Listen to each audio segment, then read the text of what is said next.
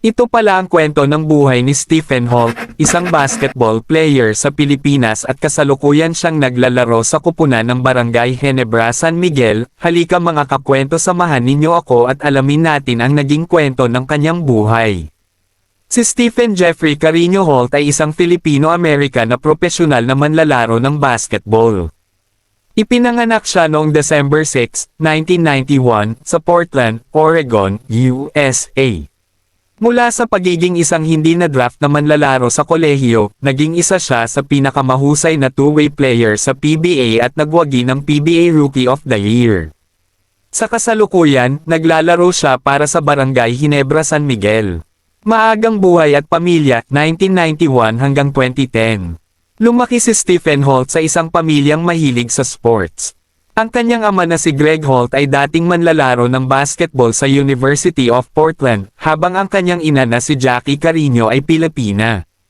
Malaki ang naging impluwensya sa kanya ng kanyang lola na si Apo Isabel, na isang masugid na taga-suporta ng basketball at nagtanim sa kanya ng pagmamahal sa kanyang dugong Pilipino. Nag-aral siya sa Jesuit High School sa Beaverton, Oregon. Noong kanyang huling taon sa high school, kinilala siya bilang Oregon 6A Player of the Year matapos pangunahan ang kanyang paaralan sa pagkapanalo ng state championship. Buhay sa kolehiyo, St. Mary's College, 2010 hanggang 2014. Naglaro si Holt para sa St. Mary's Gale sa California. Mga mahahalagang tagumpay. Freshman year, 2010 hanggang 2011, nagtala siya ng school record na 9 steals sa kanyang unang laro sa kolehiyo at napabilang sa WCC All-Freshman Team.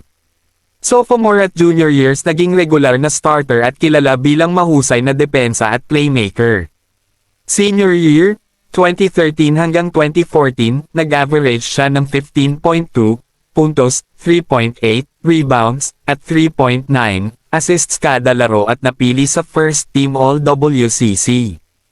Natapos niya ang kanyang karera sa kolehiyo na may 127 na laro at 95 na pagsisimula bilang starter. Paglalakbay bilang profesional, 2014 hanggang 2023. Matapos hindi mapili sa 2014 NBA Draft, nagsimula si Holt sa mahabang paglalakbay bilang profesional na manlalaro sa iba't ibang bansa. Mga bansang kanyang nilaroan: Estados Unidos, Australia, Espanya, Czech Republic, Poland, Kazakhstan, Slovenia, Romania. Mga tagumpay: naglaro para sa Canton Charge sa NBA G League. Lumahok sa NBA Summer League kasama ang Atlanta Hawks. Naging bituin sa Australian NBL at napabilang sa All-NBL Second Team noong 2016. Nagkampiyon sa Czech League kasama ang CEZ Nymburk noong 2017. Pagdating sa PBA at pagiging number 1, pick 2023 hanggang 2024. Noong June 2023, nakuha ni Holt ang kanyang Philippine passport, dahilan upang maging kwalipikado siyang sumali sa PBA draft bilang lokal na manlalaro. Noong September 17, 2023, pinili siya ng Terre Firme Jeep bilang number 1 overall pick sa PBA Season 48 Rookie Draft. Bagamat mabagal ang kanyang simula sa liga, mabilis siyang nakapag-adjust at naging pangunahing sandigan ng Terre Firme. Mga parangal: PBA Rookie of the Year, PBA Second Mythical Team. Naitulong ang Terre Firme na makapasok sa playoffs. Paglipat sa Barangay Ginebra, San Miguel, 2024, kasalukuyan. Noong July 2024, ipinagpalit si Holt sa Barangay Ginebra, San Miguel sa isang malaking trade. Sa ilalim ng veteranong coach na si Tim Cone, lalo pang umangat ang kanyang laro. Mga nagawa sa Ginebra: naging pangunahing depensibong sandata laban sa pinakamahusay na scorer ng kalaban. Lumagda ng 3 taong kontrata noong 2025. Nakagawa ng game-winning buzzer beater laban sa Converge noong December 2025. Naging mahalagang bahagi ng kampanya ng Ginebra sa PBA Finals noong 2026. Pinuri ni Coach Tim Cone si Holt dahil sa kanyang liderato, depensa, at kahandaang bantayan ang pinakamapanganib na manlalaro ng kalaban. Personal na buhay: sa labas ng basketball, si Stephen Holt ay isang mapagmahal na asawa at ama.